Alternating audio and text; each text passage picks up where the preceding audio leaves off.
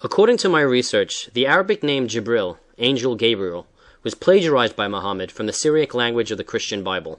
Will you tell us why and how the Angel Gabriel became Islamized by Muhammad? Muhammad's knowledge of the Hebrew Bible and the New Testament was based entirely upon apocryphal stories that he had heard from priests, rabbis, or storytellers. Being ignorant of the facts, he got most of them mixed up in his Quran, as we have shown repeatedly in our series. Of the 1.3 billion followers of Muhammad that exist today, not more than a few hundred people can tell us where and when the angel Gabriel first appeared in the Bible and what his actual Hebrew name was and what it meant. Muhammad too was obviously totally ignorant of all of the above. The most important item that stuck in his mind was that the angel Jibril was the messenger of God who revealed to Mary the arrival of Jesus as the Redeemer of humanity.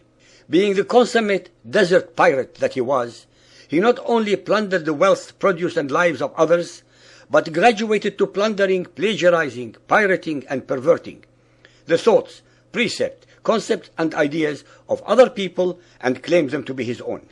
Our listeners should bear in mind a most important and relevant piece of information that the followers of Muhammad do not mention for obvious reasons. That the first men and women from the tribes of the Aus and Khazraj, from the Medina, who swore allegiance to Muhammad, although they were pagan to start with, they were nonetheless very intimately related by blood and intermarriage to the Judaized Arab tribes in Medina. They were hence very receptive to the concept of a Messiah, who would appear in the religions of both the Jews and Christians.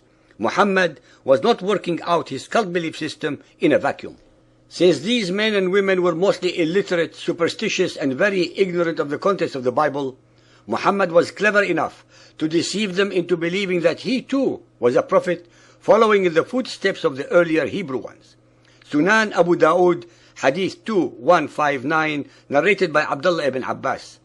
Ibn Umar misunderstood the Quranic verse, "So come to your tilth however you will. May Allah forgive him."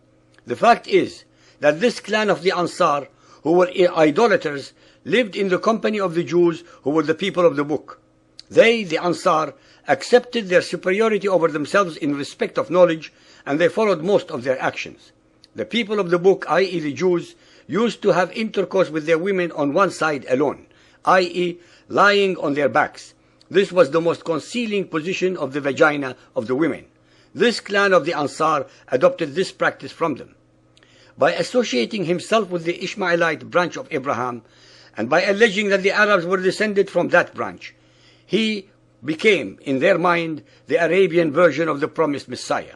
Muhammad has been getting away with this deception to this day. I would like to share some very simple logic with our listeners by pointing out the following. 1. Let us assume for argument's sake that Allah of the Quran is actually God. 2. That Allah is the same God as that of Moses and Jesus. 3. The Quran asserts repeatedly that it was Allah who revealed the Torah face to face to Moses, Kalimullah, and the Injil Gospels to Jesus. 4. That they are all preserved incorruptible with him in heaven. 5. The Quran also states that it was the angel Gabriel who revealed even earlier revelations to the other prophets of the Quran, such as Noah, Abraham, Job, King Solomon, etc. Let us now examine these Quranic statements one by one. 1. In which language did Allah reveal the Torah to Moses and later the Gospels to Jesus? 2. Since, as everyone who has studied Christianity knows, that the Gospels were written after the death of Jesus, then how can the Quran assert that they were revealed to him in his lifetime? 3. Since both the Torah and the Gospels are true revelations from Allah, then how can anyone explain all the contradictions, discrepancies, historical and theological dislocations and contortions that fill the Quran when comparing its stories with the same events in their original form in the Bible, the very first revelation? 4. Why would the angel Jibril Gabriel, who predicted the arrival of the Messiah Jesus, change his message and claim that Muhammad was the one? 5. How is it logical to accept and believe that the same angel Gabriel would deny the death of Jesus on the cross? 6. Nowhere does the Bible mention any other books that were revealed to any of the Hebrew prophets besides Moses. 7.